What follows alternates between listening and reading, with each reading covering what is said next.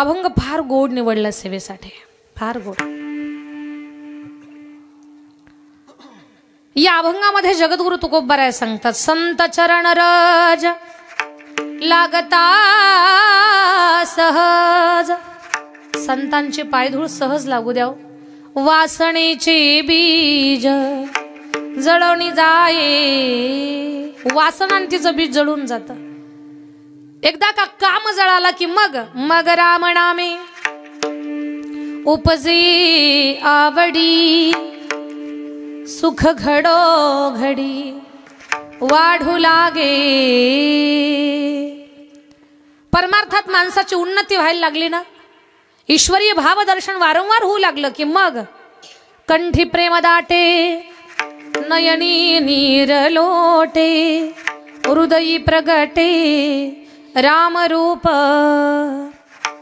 शेवटी तुकोबाराय सांगतात, हे खूप सोपं साधन आहे, पण त्याच्यासाठी पूर्व पुण्य फळाला यावं लागेल. तुका म्हणे साधन सुलभ गोमटे, परी उपतिष्ठे पूर्व पुण्य. हा या अभंगाचा अर्थ आहे. याचा आपण आता विस्तार करू. विठ्ठल विठ्ठल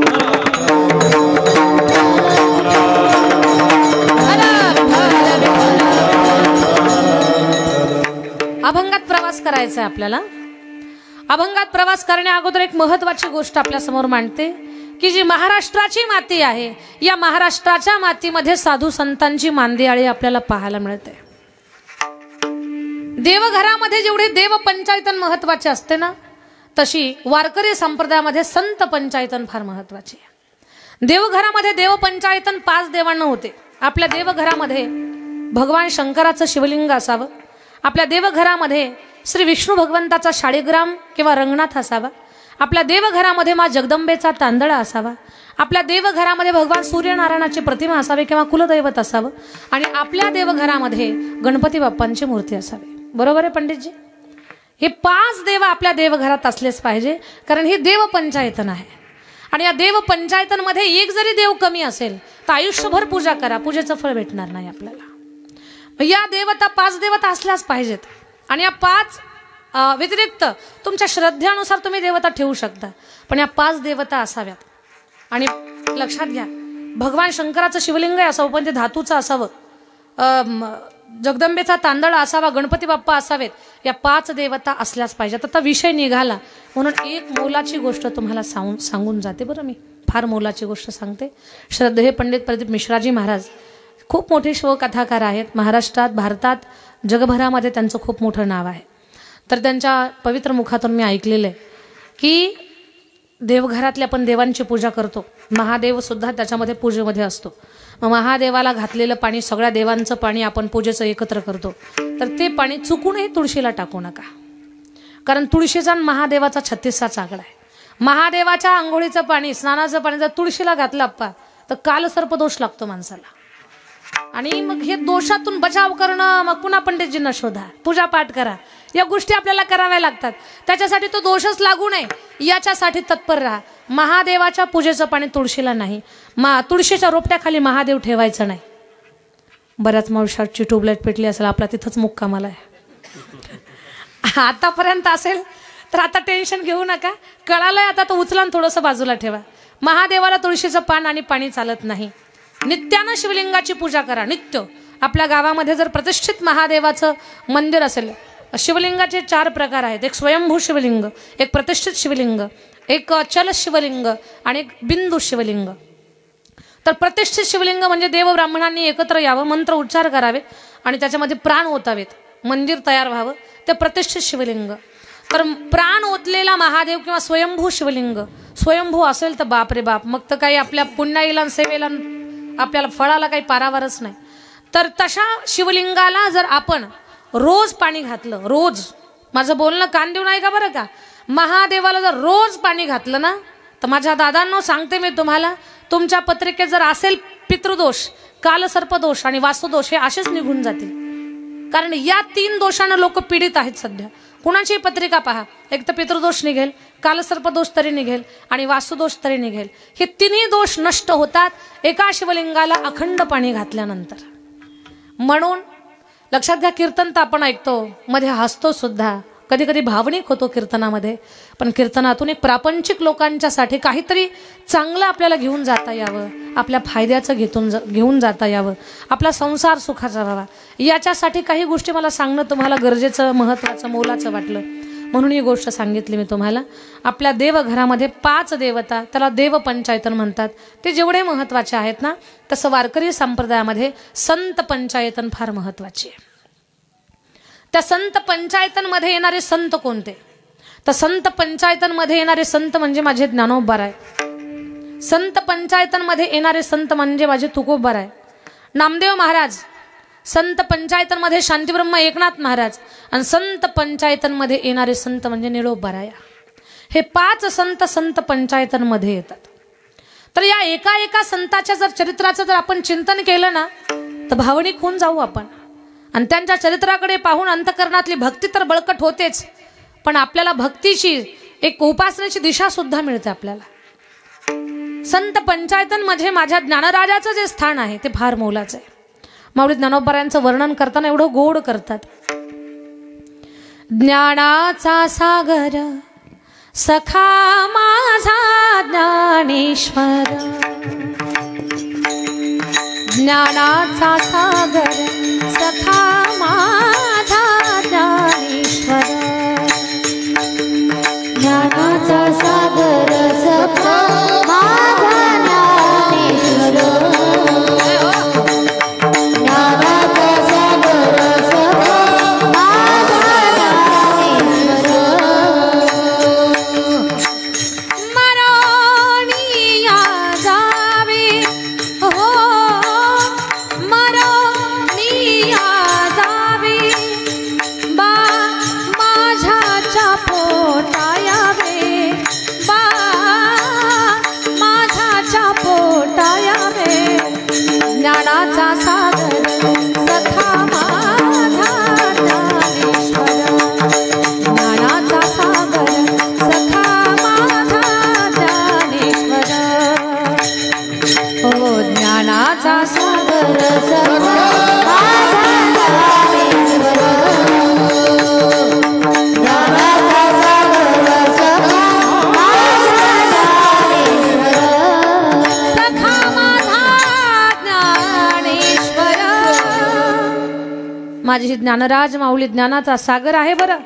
आणि लक्षात घ्या, माऊलीकडे ज्ञान आहे आणि जे आहे ते माऊलीने जगाला दिलंय. वारकरी संप्रदायाचं ज्ञान होतं ते गुपित होतं. तुम्ही म्हणाल कसं? सगळे माझ्यापेक्षा विद्वान लोक इथे आहेत. आदिनाथ गुरु सकळ सिद्धांचा, एक गुरु एक शिष्य परंपरा. मच्छिंद्रतायाचा मुख्य शिष्य. मच्छिंद्राने बोध गोरक्षाशी केला, गोरक्ष वळला गहिनी प्रती, गहिनी प्रसादे निवृत्ती दातार.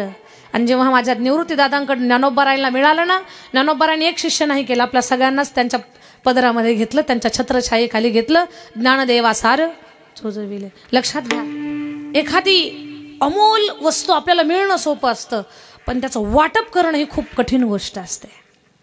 ज्ञान दिलंय ना, तर ज्याच्याकडे ज्ञान आहे तो श्रेष्ठ आहेच आहे, पण दिलेलं ज्ञान ज्याला वाटता येतं तो अधिक श्रेष्ठ आहे. म्हणजे दाता फार मोठा आहे, दातृत्ववान करणारा माणूस मोठा आहे. या पाथरीमध्ये भगवंतानं काय धन कमी दिलंय का लोकांना? या पाथरीमध्ये एकाहून एक बळी श्रीमंत लोक आहेत, पण खरंच धन त्यांचं श्रेष्ठ आहे की ज्यांचं धन या सत्कर्मात या सप्ताहात लागलेलं. भगवंतानं श्रीमंताचं कौतुक होणारच, पण श्रीमंत माणसांनी जेव्हा सत्कर्मात दान देतील ना, तेव्हा त्यांच्या श्रीमंतीचं विशेष कौतुक होणार. दाता तोची एक जाणा, क्या बात आहे, नारायणा स्मरण. ज्यांचं धन धर्माचं काम जिवंत ठेवतं त्यांचा पैसा सुद्धा पुण्यवान आहे. आणि ज्यांचा पैसा पुण्यवान नाही तो कचेरीत जातो, हॉस्पिटलमध्ये जातो, नको तिकडे जातो. ज्याचा पैसा पुण्यवान तो सत्कर्मात लागलच, यात काही बदलच नाही होणार, इकडंच लागणार तो पैसा. आणि सांगू तुम्हाला माझ्या दादांनो, एक मोलाची गोष्ट सांगते मी. अंबट पाटलांचा दातृत्व आहे इथे, प्रत्येक कीर्तनासाठी सौजन्य आहे इथे, अन्नदाता आहे. आम्ही महाभारतात एकच कर्ण पाहिला बरं का, पण या पाथरीच्या पत्रिकेत अनेको कर्ण एकत्र आले. त्या प्रत्येक कर्णाचं कौतुक आहे, भगवंताचे आशीर्वाद आहेत. शतेषु जायते शूर सहस्रेषु च पंडिता वक्ता 10 सहस्रेषु दाता भवती वानवा. 100त एखादा शूर असतो, हजारात एखादा पंडित असतो, 10,000 एखादा वक्ता असतो, पण दाता मिळेल का नाही ही गोष्ट कठीण असते. पण ज्याला देता येतं तो खरंच माणूस महान आहे. एक गोष्ट लक्षात घ्या, रामरायाच्या लग्नाचा विषय होता आणि लग्नाच्या प्रसंगाला आता जर आई वडिलाच्या गैरहजेरीमध्ये लग्न झालं तर लोक टेन्शनमध्ये येतात. पण रामाचं जे 1 नंबरला जे लग्न झालं ते त्यावेळेस वडीलही नव्हते, नाहीही नव्हती, ते लग्न झालं. पण पुन्हा मग तिथी काढून नक्षत्रावरती लग्न, अगदी तिथीवरती लग्न लावायचं ठरलं. दशरथजीला बोलावलं, दशरथजी निघाले की त्यांना सगळे शुभ शकून व्हायला लागले. म्हणजे एखाद्या चांगल्या कामाला जर आपण निघालो आणि जर आपल्याला पाण्यानं भरलेला हंडा घेऊन जर स्त्री आडवी गेली तर तो शुभ शकून आहे का अपशकून आहे? झोपल्या का काय सांगा ना जरा मला, कारण ते आपल्या संदर्भातलं ना. पाण्यानं भरलेला हंडा घेऊन जर स्त्री आडवी गेली तर शुभ शकून आहे का अपशकून आहे? शुभ शकून आहे. चांगल्या कामाला निघालो, कोकिळ पक्षाचं कुंजन जर ऐकायला आलं तर शुभ शकून आहे. चांगल्या कामाला निघालो, हरणांचा कळप आडवा गेला तर शुभ शकून आहे. चांगल्या कामाला निघालो, संताचं दर्शन झालं, शुभ शकून आहे.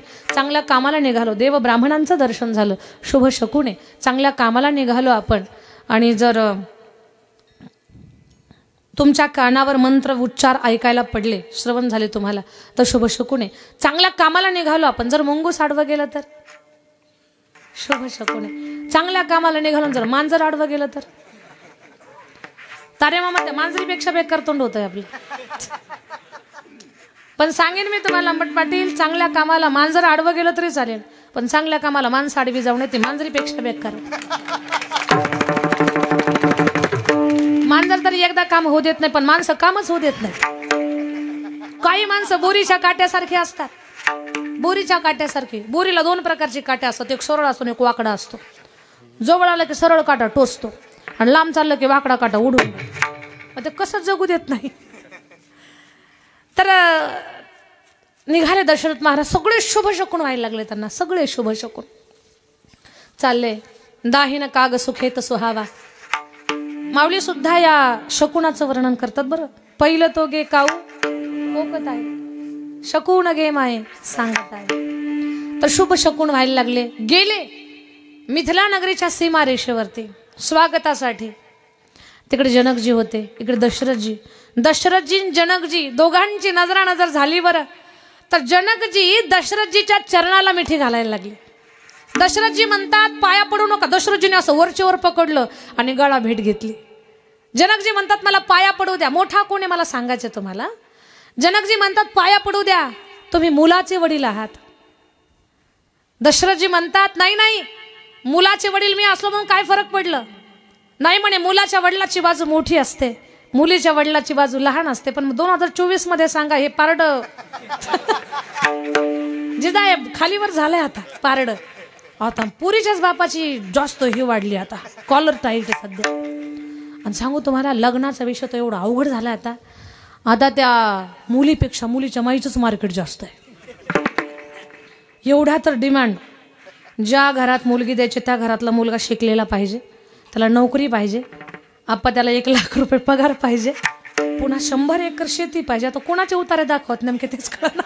सगळ्या शेतात ऊस पाहिजे. पुन्हा त्या घरात त्याला मुलाला दुसरा भाऊ नको, त्याला बहीण नको, त्या घरातली सासू सुद्धा मेलेली पाहिजे. एवढ्या डिमांड. तर थोडं पारड कमी जास्त झालेलं आहे. पण पूर्वी असं पहा, आपली पुरुष प्रधान संस्कृती आहे ना, आपली भारतीय संस्कृती पुरुष प्रधान आहे. थोडंसं रिवाजाप्रमाणे आपल्याला जगावं लागतं, जपावं लागतं. तर जनकजी म्हणतात तुमची मुलाची बाजू आहे, तुमचं पारडं जड आहे, आम्हाला तुमच्या पाया पडू द्या. दशरथजी म्हणतात तसं अजिबात नाही, आम्ही मुलाचा बाप असलो म्हणून काही फरक पडत नाही, आणि तुम्ही मुलीचे वडील आहात म्हणून तुम्ही काही लहान नाही. उलट पक्षी लक्षात घ्या, मुलाचा पिता हा घेणारा असतो आणि मुलीचा पिता हा देणारा असतो. या जगामध्ये घेणारापेक्षा देणारा जगात मोठा आहे. याचकापेक्षा दाता मोठा आहे. म्हणून ते दातृत्व मुलीच्या संदर्भातलं असेल, देणगी संदर्भातलं असेल, अन्नदानाचं असेल, कोणतंही दान असेल, तो दाता महान आहे. दाता महान आहे, हे मला सांगायचं तुम्हाला. आणि एक गोष्ट लक्षात घ्या, माझ्या बोलण्यातला भाव समजून घ्या. इथे अनेक दाते एकत्र आले ना, म्हणून एक मोलाची गोष्ट मला तुम्हाला सांगायची. माऊली श्रेष्ठ का आहेत? तर माऊलीकडे जे ज्ञान आहे ते माऊलीने जगाला दिलंय म्हणून माऊली श्रेष्ठ आहेत. भगवंताने एखादी कलागुण आपल्याकडे दिली आहे, आपण तर महान आहोतच, पण ज्याला वाटप करता येतो, सेवितो हा रसन वाटितो, तो महान आहे, तो महान आहे. मी फक्त कीर्तनच केलं असतं, कथाच केल्या असतं तर तेवढंच मर्यादित माझं कौतुक झालं असतं. पण आता मी मेले तरी 50 वर्ष माझं नाव संपत नाही. अजून 50 वर्ष नाव जिवंत राहतंय माझं, कारण हे तयारच होत आहेत, हे नाव घेत आहेत आपलं पुन्हा. याच्यापेक्षा म्हणजे मला माझं मोठेपण नाही सांगायचं, पण दान किती माणसाला मोठं बनवतं ते मला सांगायचंय. एक उदाहरण सांगते तुम्हाला, म्हणजे माझ्या बोलण्यातला भाव तुमच्या सगळ्यांच्या लक्षात येईल. एका गावामध्ये एक साधू आले, खूप तयारीचे होते, विरक्त होते. ते साधू आले ना तर असं एक चैतन्य आल्यासारखं वाटायचं, पण साधू एवढे विरक्त. मन लागा मेरा यार फकीरी में, मन लागा मेरा यार फकीरी में, मन लागा मेरा यार फकीरी में, मन लागा मेरा यार फकीरी में, मन लागा मेरा यार फकीरी में.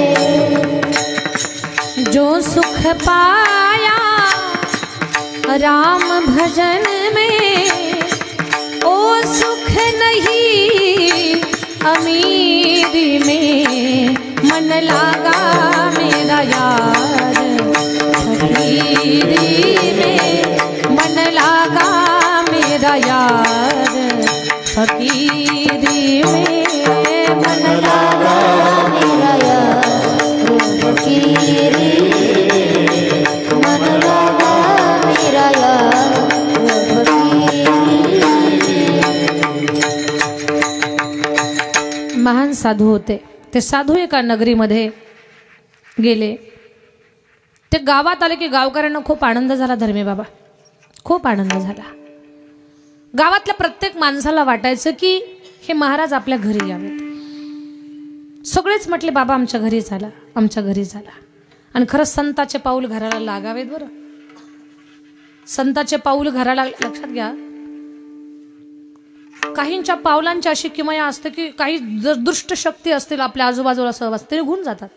पवित्र आत्मे जेव्हा आपल्या घरी येतात, ज्यांची वाणी अखंड भगवंताचं चिंतन करते, काही लोक खूप नामसाधना करतात पण ते ओळखू येत नाही, अशी माणसं जर सहज आपल्या घरी आली तर खूप काही अरिष्ट संपून जातं आपलं केव्हाच. तर ते साधू आपल्या घरी यावेत अशी खूप इच्छा असायची लोकांची. सगळ्यांनी लाईनच लावली, बाबा आमच्या घरी या ना, आमच्या घरी या. महाराज म्हटले माझ्या प्रश्नाची जो खरी खरी उत्तर देईल ना मी त्याच्याच घरी येईल. बाबा प्रश्न विचारा.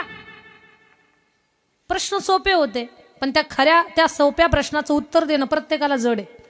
प्रश्न फार सोपे आहेत, प्रश्न सगळ्यांना सारखेच होते, फक्त उत्तर खरं खरं द्यायचं होतं.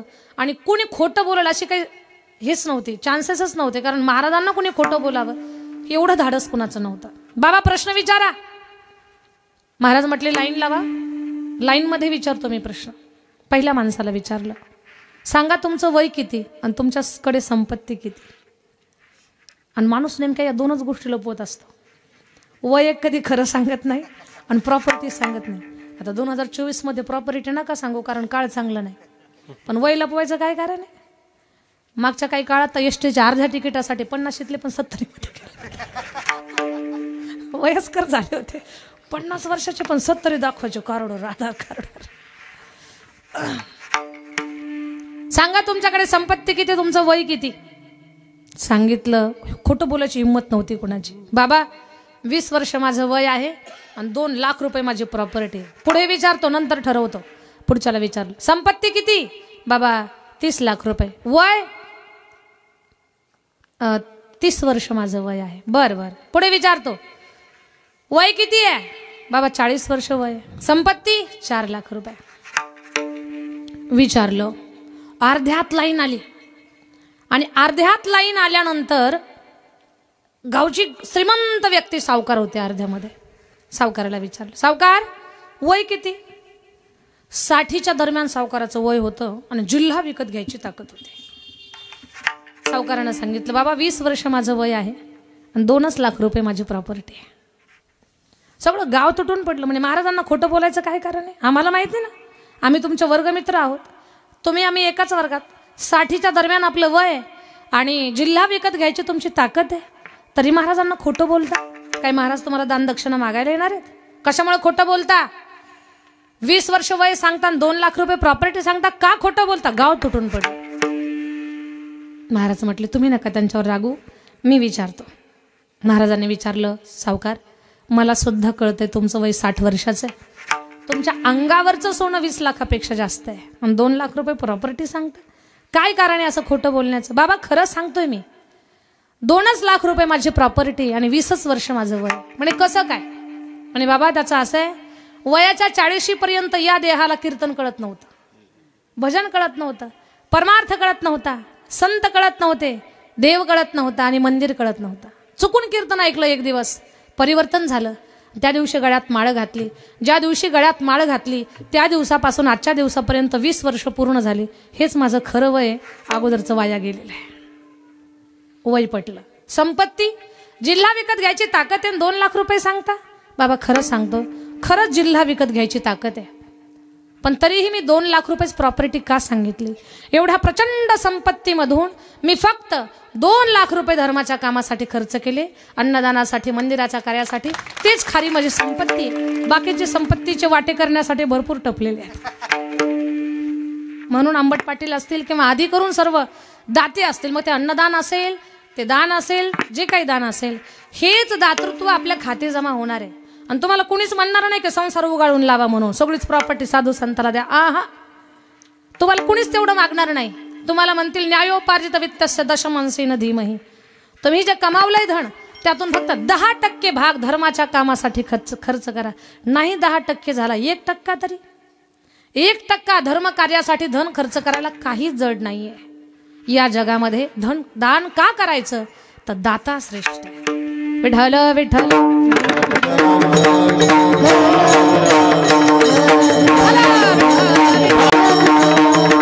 संत पंचायतांमध्ये माझी माऊली फार श्रेष्ठ आहे, फार महान. का? माऊलीकडे जे ज्ञान आहे ते ज्ञान माझ्या ज्ञानराजानं वाटलंय जगाला, म्हणून माझी माऊली महान आहे.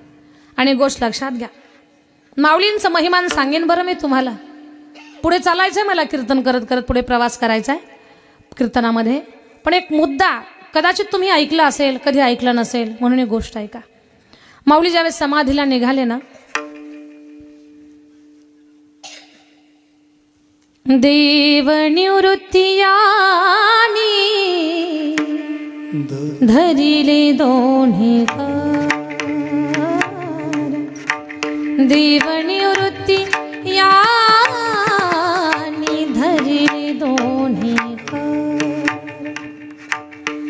जातो ज्ञानेश्वर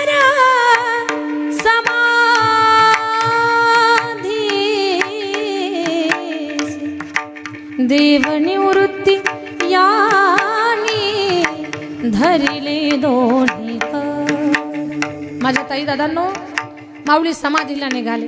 पण समाधीला जाण्या अगोदर माऊलींकडे एक दंडी होती बरं. दंडी, संन्याशाला दंडी असते. ती दंडी म्हणजे सुकलेलं लाकूड होतं. आपल्या हातात, म्हाताऱ्या माणसाच्या हातात कशी काठी असते, तशी दंडी होती माऊलींकडे. ती दंडी खोचली जमिनीमध्ये. दंडी खोचली आणि त्या दंडीला सारखं पाणी घालत राहिले, पाणी घालत राहिले. विश्वास बसणार नाही तुम्हाला, पण विश्वास ठेवावा लागेल. तिला पालवी फुटली, पानं फुटली त्या दंडीला. कसल्या दंडीला? सुकलेल्या. लाकूड खोचलं, त्याला पानं फुटली, अशी पानं फुटली, डेरदार झाली. तीच दंडी म्हणजे आताचा आजान वृक्ष आहे. आताचा आजान वृक्ष, की ज्या आजान वृक्षाखाली हजारो लोक पारायण करतात. आणि पारायण करताना एक जरी आजान वृक्षाचं पान तुटून जर समोर पडलं तर माणूस स्वतःला भाग्यवान समजते. माझे माऊलीचे चमत्कार हे सगळं काही अद्भुत आहे, अद्भुत आहे. माऊली तीर्थयात्रा करत करत करत काशीला गेले.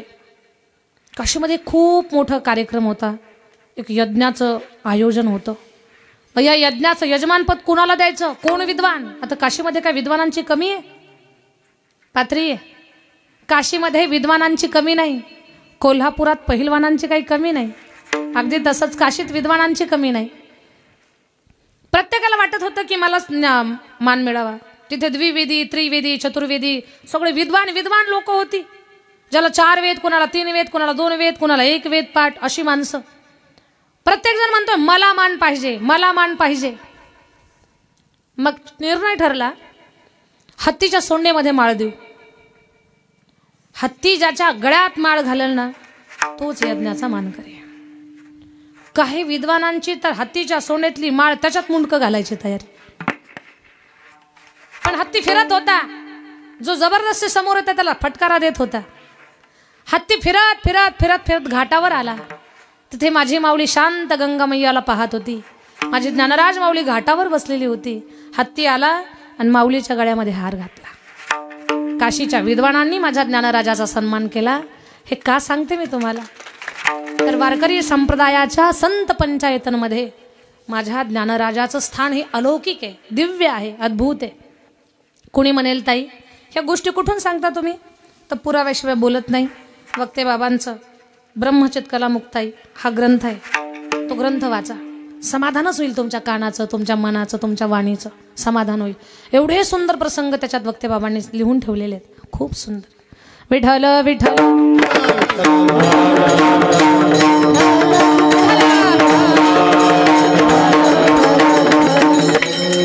संत पंचायतनमध्ये ज्ञानराज माऊली फार महत्वाची आहे.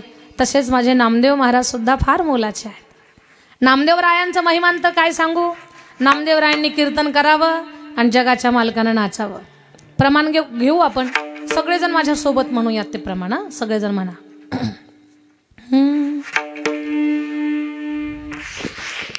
एकच टाळी झाली, टाळी झाली, टाळी झाली, टाळी झाली, टाळी. एकच टाळी झाली, चंद्रभागे वाढवंती. एकच टाळी झाली, चंद्रभागे वाढवंती. हो हो हो हो. टाळी झाली, टाळी झाली, टाळी झाली. एकच टाळी झाली, एकच टाळी झाली, चंद्रभागे वाढवंती. एकच टाळी झाली, चंद्रभागे वाढवंती. माझा ज्ञानराजा, माझा ज्ञानराजा गोपाळांशी लाह्या वाटी. माझा ज्ञानराजा गोपाळांशी लाह्या वाटी. माझा ज्ञानराजा गोपाळांशी लाह्या वाटी. माझा ज्ञानराजा गोपाळांशी लाह्या वाटी. नामदेव कीर्तन करी पुढे नाचे पांडुरंग. सगळ्यांनी हात उंच घ्या आणि प्रेमाने भजन करा. नामदेव कीर्तन करी पुढे नाचे पांडुरंग. विठ्ठल विठ्ठल जय हरी विठ्ठल विठ्ठल. ज्ञानोबा माऊली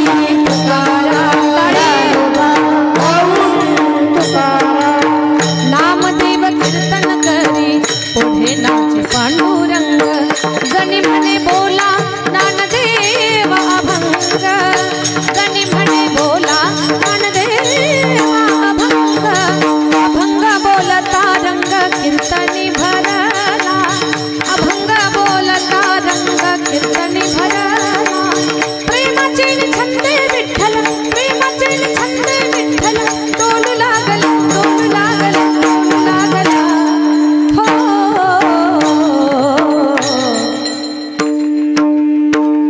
टाळी झाली,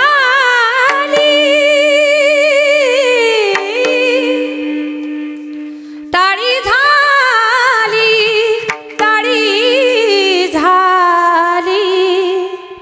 एकच टाळी झाली, एकच टाळी झाली, चंद्रभागे वाढवंती. एकच टाळी झाली, चंद्रभागे वाढवंती.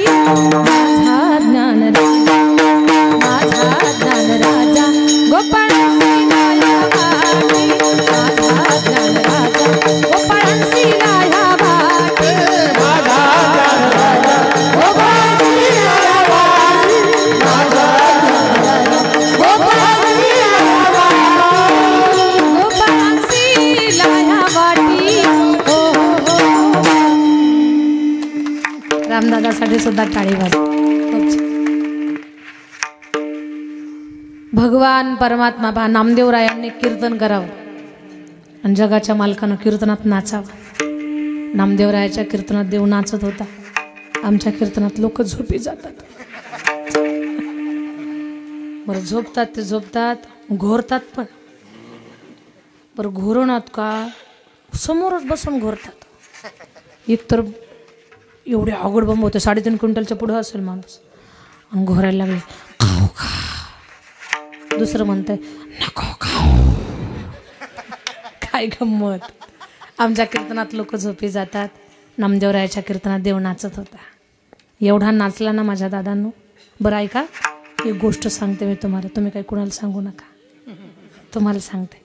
एवढा नाचला बाबा, एवढा नाचला. किती नाचता नाचता देवाचा गळला पितांबर. सावध होई देवा ऐसा बोले कबीरा. सावध होई देवा ऐसा बोले कबीरा. सावध होई देवा ऐसा बोले कबीरा. सावध होई देवा ऐसा बोले कबीरा.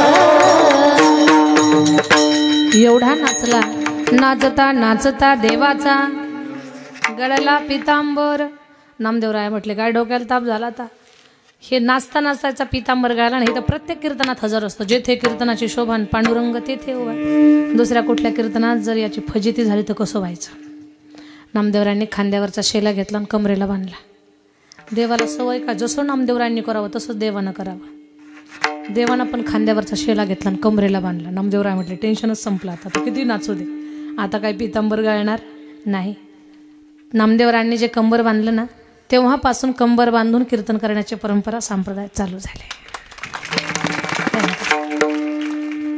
नामदेवराया संत पंचायतांमध्ये फार मोलाचे आहेत, फार मोलाचे. या संत पंचायतांमध्ये शांतीब्रह्म एकनाथ महाराज, त्यांचंही चरित्र दिव्य आहे. विश्वाचा मालक त्यांच्याकडे 36 वर्ष कावडीनं पाणी भरतोय. कावडीने पाणी जागरी चक्र पाणी भावे. कावडीने पाणी जागरी चक्र पाणी भावे.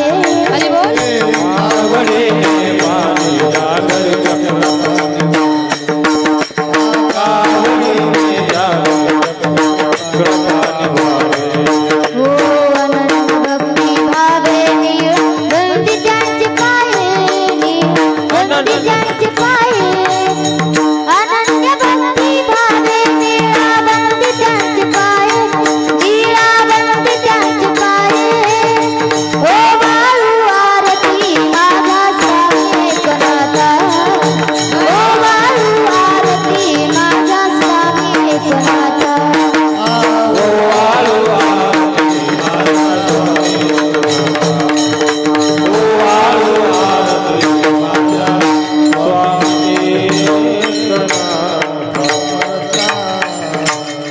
खूप छान. स्नेहलसाठी आपण टाळी वाजूया सगळेजण. आबिर गुलाल उधळी तरंग.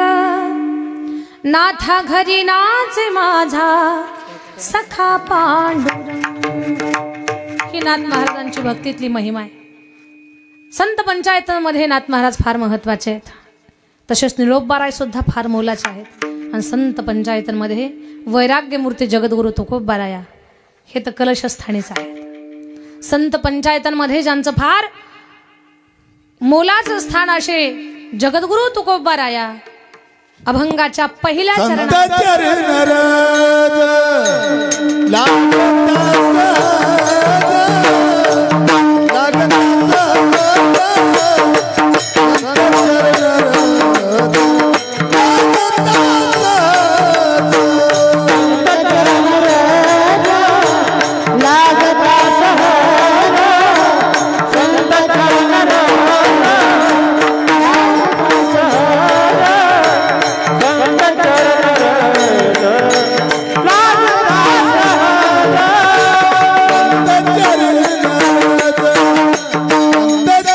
Yeah.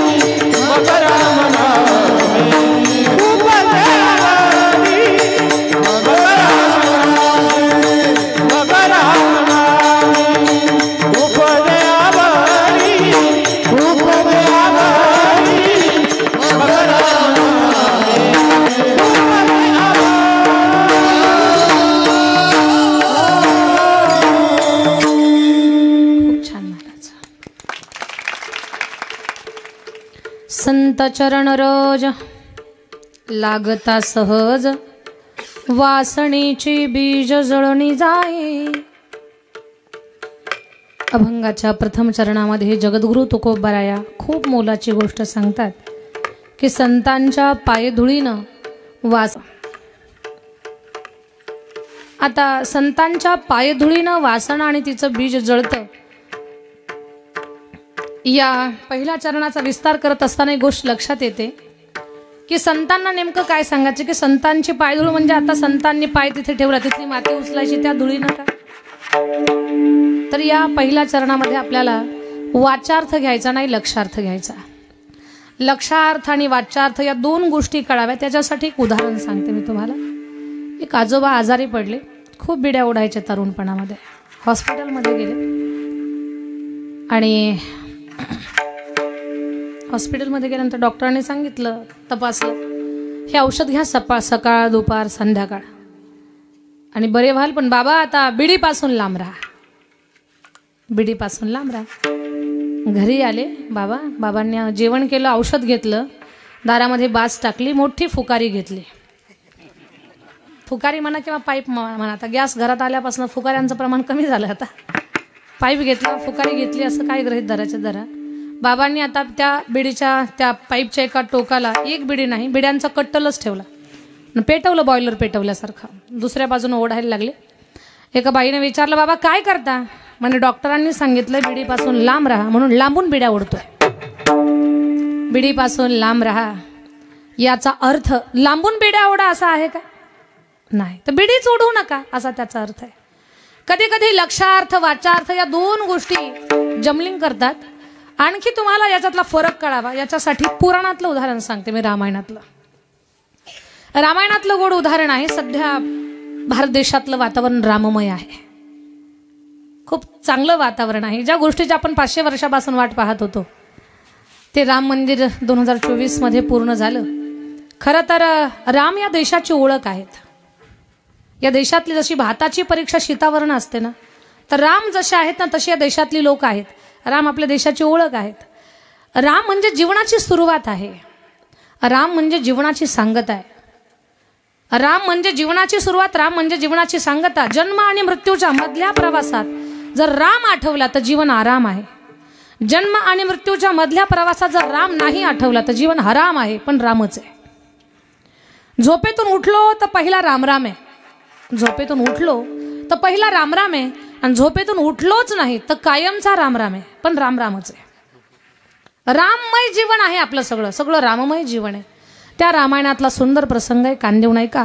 राम, लक्ष्मण आणि सीतामय्या हे सगळे वनवासामध्ये पंचवटीमध्ये राहतात. लक्ष्मणजीकडे एकच काम आहे, फळं कंदमुळं आणणं आणि दादाला वहिनीला खायला देणं. लक्ष्मणजी फळं आणायला गेले.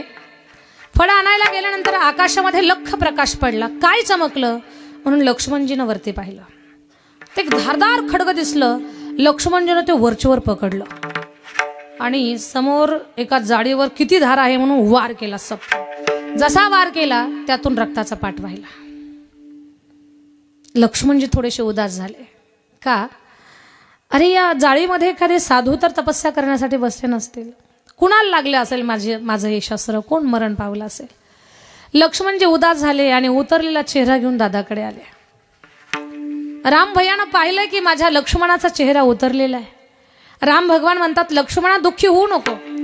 तुझ्या हातानं जो मरण पावला तो एक राक्षस आहे आणि राक्षसांना मारण्यासाठीच आपला अवतार आहे. लक्ष्मणजी आनंदित झाले आणि लक्ष्मणजी एका झाडाखाली रामाचं भजन करत बसले.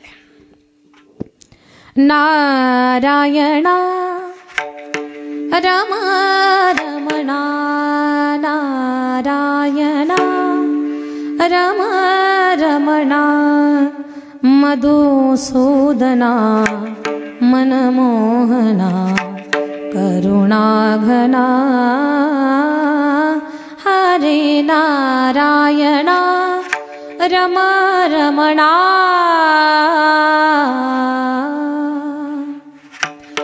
रमणा रमणा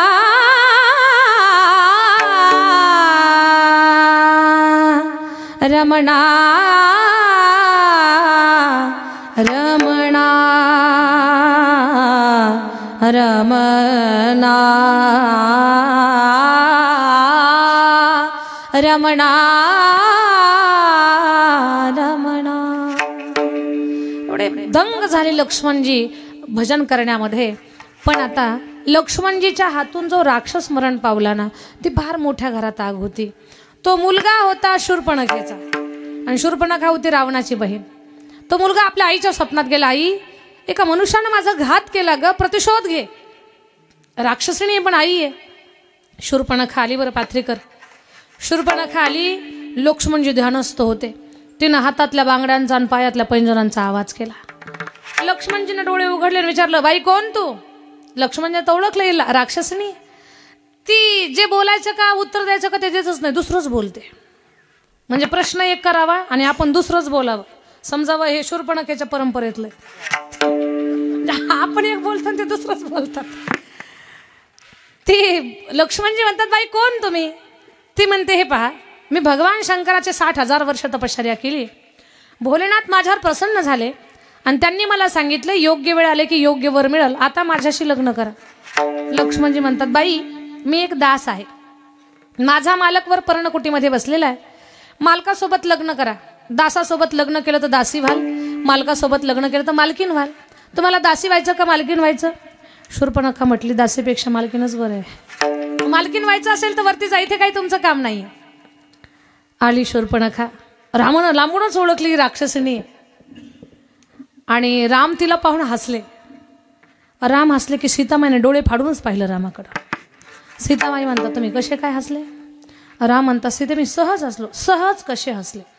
आता या प्रश्नाचे उत्तर नसतं बरं. बऱ्याच वेळेला तुम्ही अडचणीमध्ये येता, तुमच्या मनात काही नसतं पण तुम्ही सहज फसल्या जाता आणि ह्या एवढं टाईट करतात तुम्हाला. तुम्ही हसलेच कसे?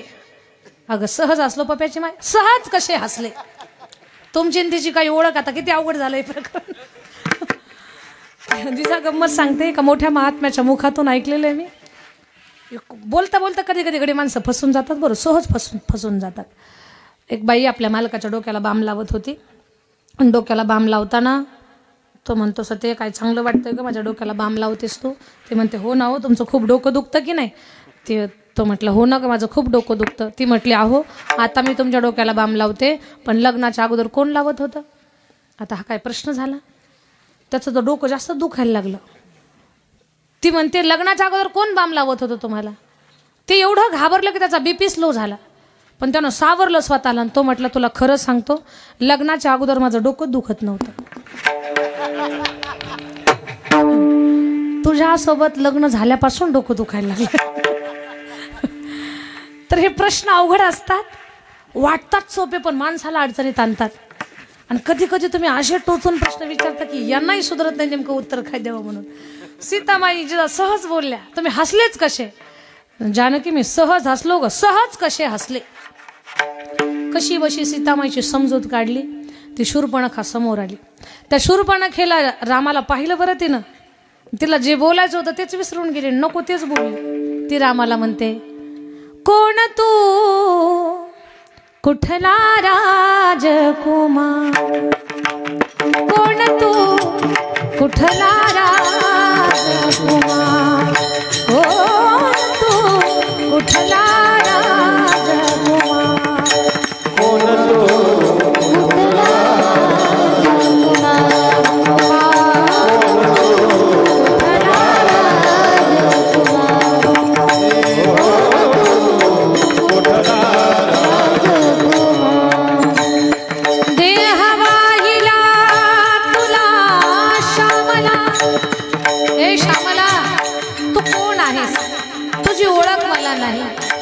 राम म्हणतात, अयोध्या नरेश राजा दशरथाचा मी पुत्र राम आहे.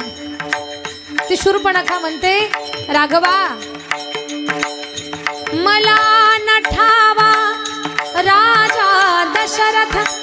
मला राजा दशरथ कोणी माहिती नाही बरं. मला नठावा राजा दशरथ, मनात भरला त्याचा परिसूत. मला दशरथ माहिती नाही पण त्याचा मुलगा मला आवडला. मनात भरला त्याचा परिसूत, प्राणनाथ हो रामा माझे, करू सुखे संसार, कोण तू कुठला राजकुमार, कोण तू कुठला राजकुमार, कोण तू कुठला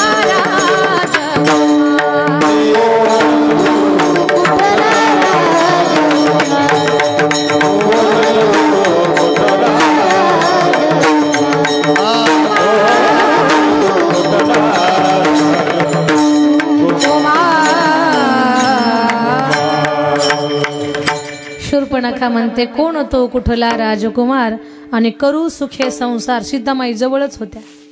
सीतामाई टचकन उठल्या आणि म्हटलं, ए सटवे कुठून आलीस ग तू? सीतामाईचं बोलणं ते असं, अगं तुला भान आहे का, मी त्यांच्या सोबत आहे, काय बोलतेस तू? मग तिचं लक्ष गेलं सीतेकडे. सीतेला तर भावच देत नाही, रामालाच विचारते, रामा कोण ही?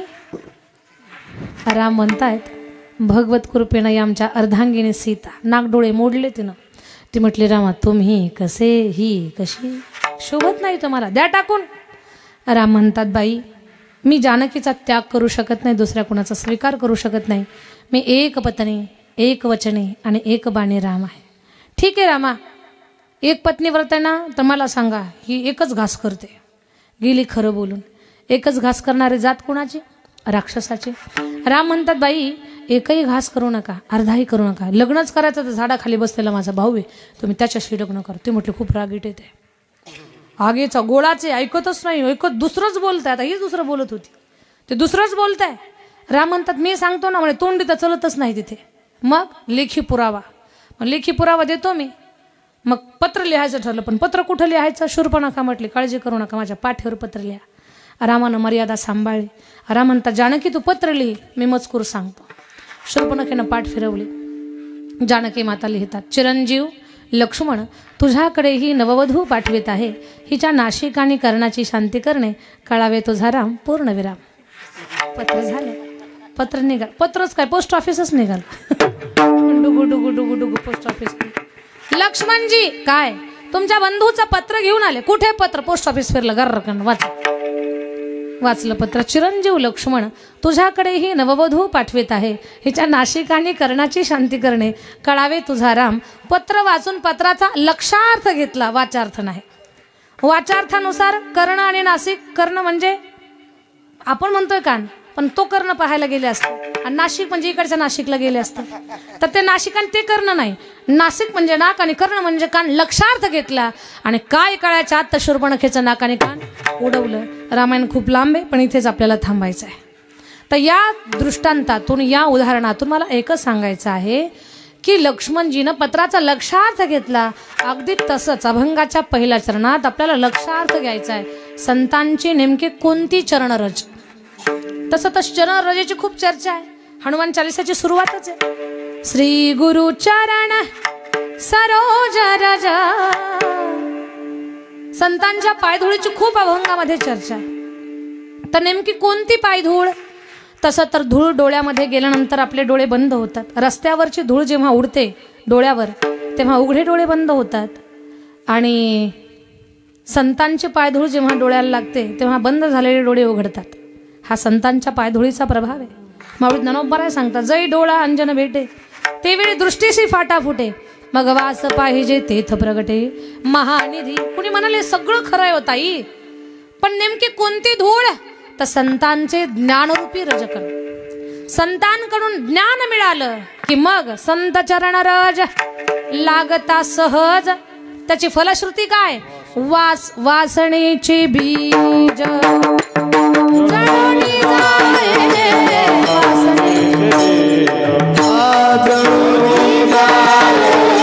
वासनेचे बीज जळूनी जाये. वासनेचे बीज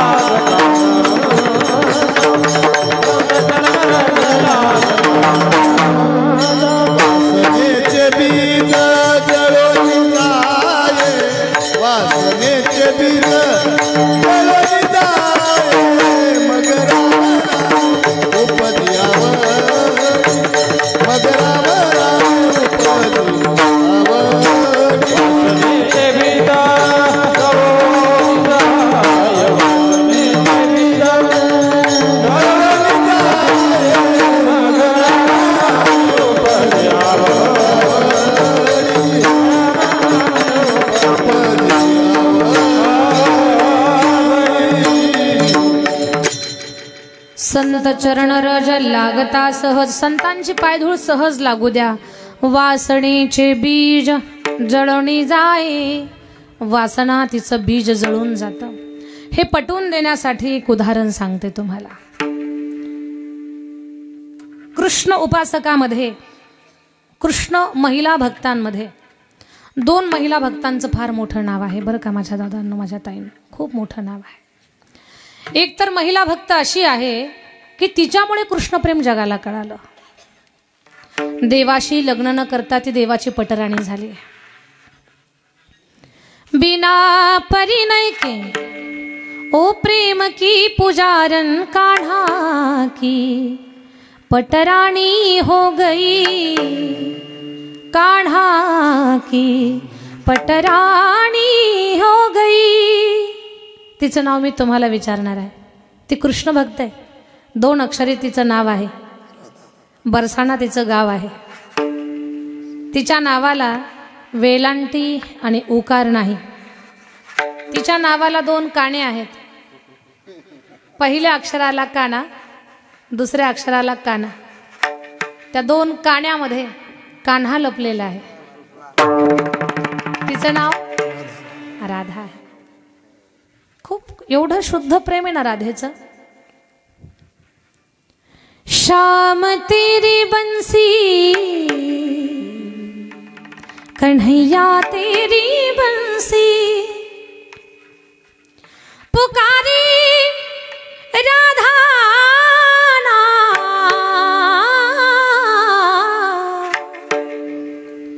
श्याम तेरी बंसी कन्हैया तेरी बंसी पुकारे राधा ना. राधा का भी श्याम हो तो मेरा का भी श्याम. राधा का भी श्याम हो तो मेरा का भी श्याम. राधा का भी श्याम हो तो मेरा का भी श्याम. राधा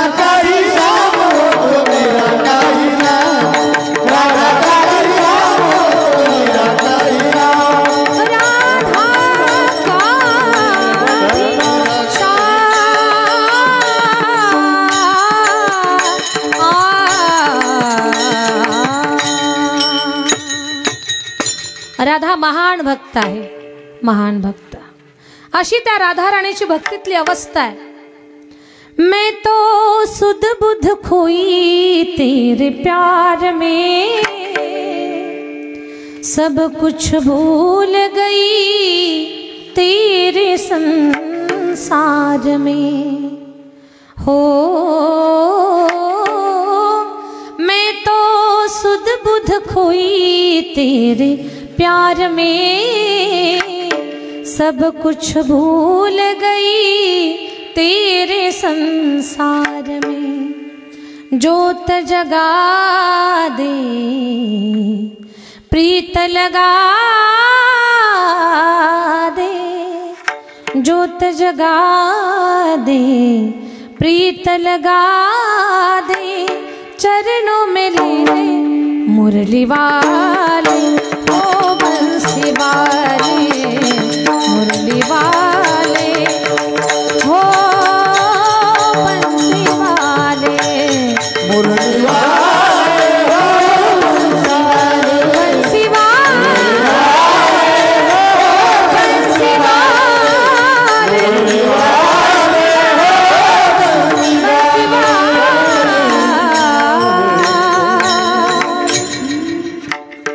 राधा राणी सारखीच एक भक्त आहे. त्या भक्ताचं नाव आहे संत मीराबाई. मीराबाईंची भक्ती फार थोर आहे, फार महान आहे. मीराबाईंच्या पदरी काम करण्यासाठी एक भंगीने ती आजारी पडली आणि मग मुलाला तिनं कामासाठी पाठवलं.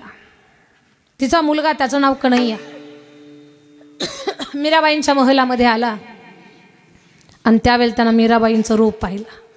अप्रतिम सुंदर. एक तर राजकन्या आहे, भक्तीचा तेज आहे.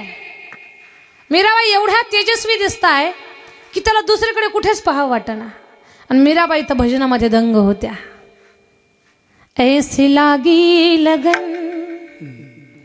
मीरा हो गई मगन, ओ तो गली गली हरि गुण गाने लगी. ऐसी लागी लगन मीरा हो गई मगन, महलों में पली बन के जोगन चली, महलों में पली बन के जोगन चली.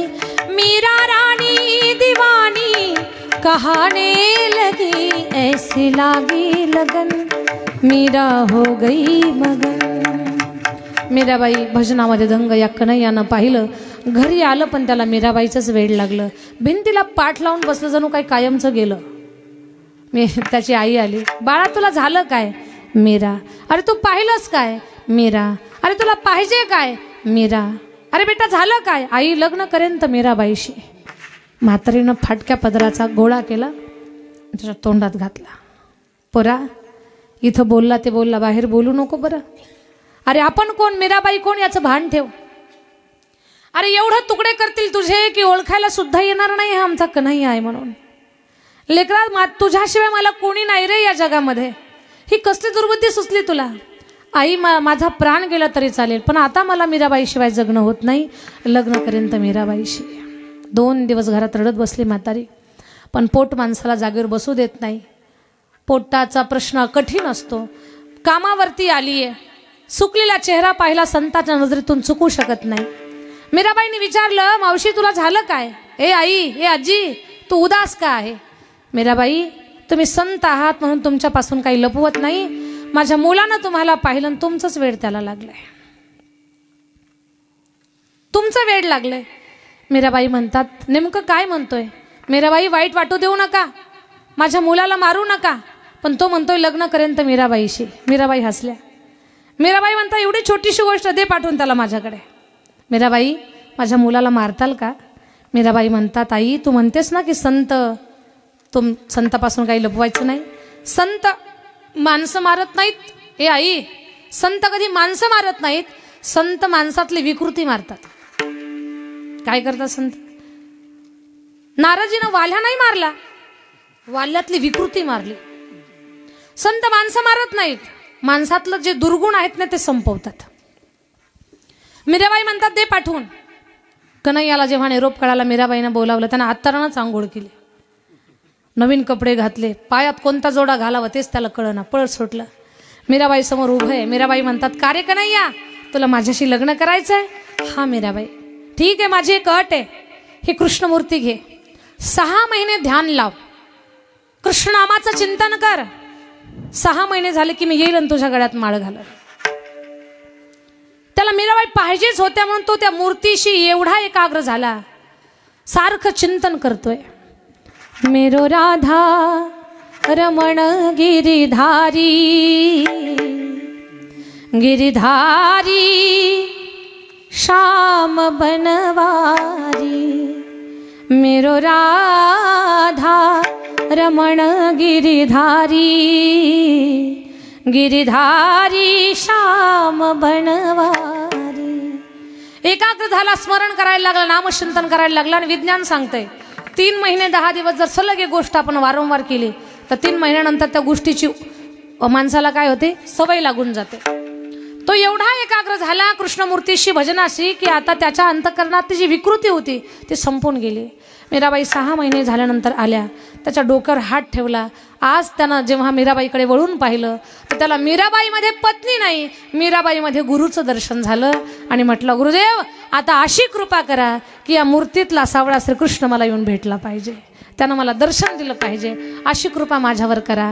आता या प्रसंगातून एकच लक्षात येतंय, मीराबाई पत्नी मिळावी ही वासना कन्हैयाच्या अंतःकरणात होती, पण मीराबाईंचा कृपा आशीर्वाद त्याला लाभल्यानंतर ती वासना जळाली. वासनेचे बीज जळवणे जाय, कशाचा परिणाम? संत चरण रज, संतांकडून ज्ञान मिळालं, संत चरण रज लागता सहज, वासनेचे बीज जळवणे जाय. एक सोपं उदाहरण सांगते तुम्हाला, सेवा समाप्त करते. माझं बोलणं लक्षात घ्या माझ्या ताई दादांनो. या भारत देशामध्ये जेवढे काही राजे होऊन गेले ना, त्या सगळ्या राजामध्ये छत्रपती शिवाजी महाराज आगळे आहेत. छत्रपती शिवाजी महाराज सगळ्याहून वेगळे आहेत. तुम्हाला काय, त्यांनी सुद्धा सत्ता भोगली, त्यांनी सुद्धा गडकोट किल्ले जिंकले, लढाया केल्या, कित्येक माणसं मिली. महाराजांनी वेगळं काय केलं? ऐका, महाराजांमधलं वेगळं पण सांगते तुम्हाला. 350 किल्ल्याचा मालक होता माझा राजा. लढाया झाल्या, माणसं मिली, मावळ्यांनी प्राणपणाला लावले, स्वराज्य उभं केलं. सगळ्यांसारखं शासन सत्ता उभी करण्यासाठी, स्वराज्य उभं करण्यासाठी महाराजांसहित मावळ्यांनी प्राणपणाला लावले. सगळ्यांनी स्वतःचं जीवन वेचलं त्या कामासाठी. तरीही त्या काळामध्ये आदिलशाही, मुघलशाही, निजामशाही, कुतुबशाही अशा अनेक शाया होत्या. पण या सगळ्या राजांमध्ये छत्रपती शिवाजी महाराज वेगळे का आहेत? तर छत्रपती शिवरायांच्या जीवनामध्ये ज्यावेळेला तुकोबारायांचा सहवास घडला, काय म्हणा, कृपा आशीर्वाद मिळाला, तर छत्रपती शिवरायांच्या मध्ये एवढं परिवर्तन झालं. काय परिवर्तन झालं? तर 350 किल्ल्याचा मालक होता माझा राजा, 350 किल्ल्याचा मालक. पण तुकोबारायांच्या असीम कृपेनं असं मन परिवर्तन झालं महाराजांचं की 350 किल्ल्याचा मालक असताना सुद्धा महाराजांनी एकाही किल्ल्यावर स्वतःचं नाव टाकलं नाही. एकाही किल्ल्यावर नाही, एकाही किल्ल्यावर नाही. शिवाजीगड, शहाजीगड, जिजाऊगड, संभाजीगड, हा एकाही किल्ल्यावर नाव नाही. आता आपण 10 बाय 10चीच खोली बांधतो, पण नाव टाकतो मंजुळा निवास, 10 बाय 10च्याच खोलीवर. पण माझा राजा 350 किल्ल्याचा मालक होता, पण एकाही गडकोट किल्ल्यावर स्वतःचं नाव नाही.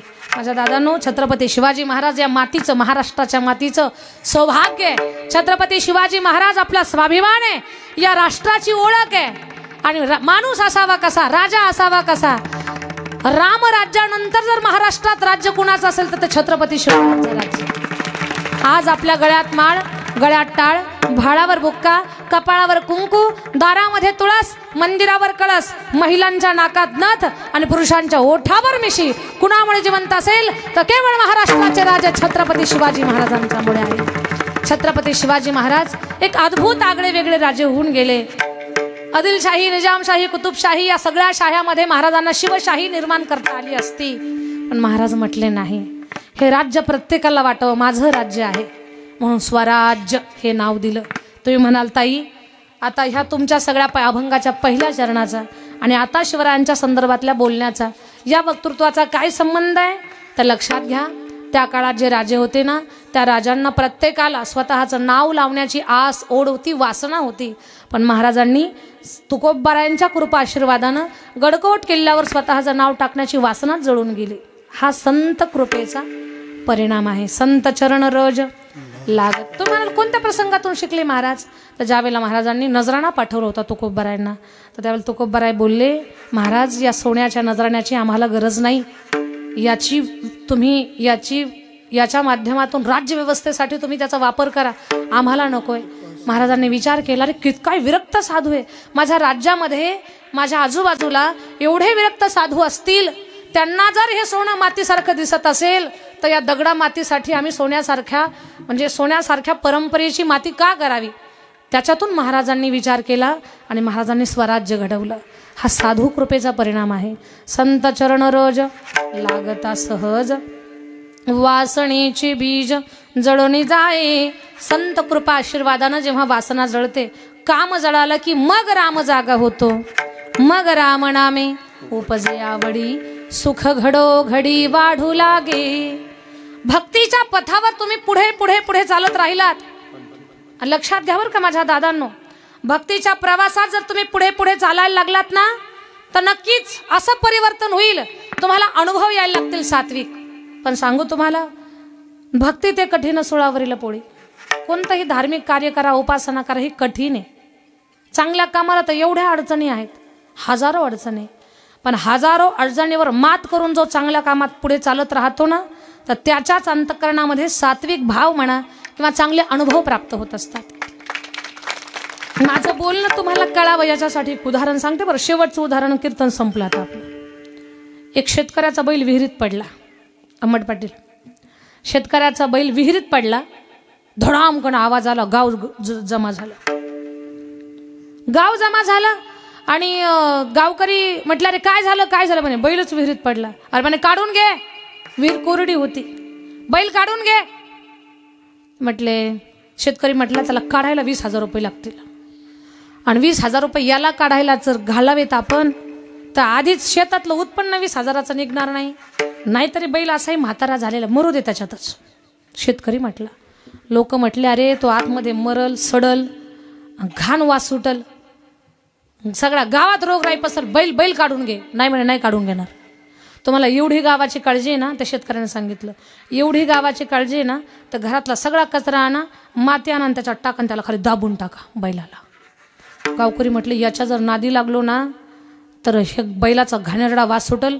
हे सांगतंय तसंच करू आपण. लोकांनी गाडीत भरून भरून कचरा आणला प्रकाश काका आणि टाकला, विहिरीत टाकायला लागले. गाडी भरून माती आणायचे, त्या विहिरीमध्ये टाकायचे बैलाच्या अंगावर. पण बैल असेल, कुठलंही जनावर असेल, सवय पहा, कधी पण जनावरांचं ऑब्झर्वेशन करा. जनावरं, पशु हे पाठीवर काही सहन करत नाहीत. मासे सुद्धा बसलेले त्यांना सहन होत नाही. बैलाच्या पाठीवर वरनं कचरा पडला का, बैल असा अंग झटकायचा, अंग झटकलं की माती खाली पडायची, बैल त्याच्यावर उभं राहायचं. पुन्हा लोक गाडी भरून भरून भरून माती आणायचे आणि बदाबद त्याच्यात टाकायचे त्या विहिरीमध्ये. बैलाच्या अंगावर माती पडायची, बैल अंग झटकायचा, माती खाली पडायची, बैल त्याच्यावर उभं राहायचं. लोक म्हटले, बैलच कसा बुजना, काय करायचं? ते बैल बरोबरच यायला लागला. लोक जायचे, पुन्हा गाडी भरून माती आणायची, त्याच्यात टाकायची, बैल अंग झटकायचा, ती माती खाली, बैल त्याच्यावर. असं करता करता विहीर गच्च भरली. तरी मामा विहीरच गच्च भरली, बैल बाहेर निघला आणि मालकाच्या दावणीला जाऊन बसला. ते म्हणाल, ताई आता याच्यातून तुम्हाला काय सांगायचं? याच्यातून मला एकच सांगायचं की हे जग असं आहे, निंदेचा कचरा आपल्या अंगावर टाकणारच आहे, बरं का? जो कठीण आहे, निंदेचा कचरा आपल्या अंगावर टाकणारच आहे. निंदेचा कचरा पडल्यानंतर गोंधळू नका, गडबडू नका, घाबरून जाऊ नका. बैलासारखं अंग झटका, अंग झटकायचं, निंदेचा कचरा बाजूला टाकायचा आणि पुन्हा चांगल्या कामासाठी तयार व्हायचं. तरच आपला जीव, आपला स्वतःचा झेंडा किंवा आपला स्वतःचा ठसा हा कर्तृत्वातून. आणि लक्षात घ्या, निंदकाशिवाय सुद्धा माणसाच्या कर्तृत्वाला किंमतच नाही. कोणीतरी आपली निंदा जर केलीच नाही तर आपली जाहिरात तरी कशी होणार आहे? हे सगळं झालं पाहिजे ना. हा, म्हणून चांगल्या कामाला तुम्ही पुढे निघालात ना, तर त्रास होणारच आहे, पण हे चांगली कामं करत राहा, त्रासाचा विचार न करता. मग ही चांगली कामं करत करत करत मग भक्ती असेल, उपासना असेल, नामस्मरण असेल, हे करत राहिलात ना तुम्ही, तर मग असं फळ मिळेल, कंठी प्रेम दाटे, नयने नीर लोटे आणि हृदयी प्रगटे. लक्षात घ्या, खूप चांगलं काम केलं ना, तर आनंदाच्या भरात माणसं आनंदाचे अश्रू सुद्धा डोळ्यातून काढतात, आणि ते फळ असतं चांगल्या कामाचं. हे साधन सोपं आहे. तुका म्हणे साधन सुलभ गोते तुका म्हणे साधना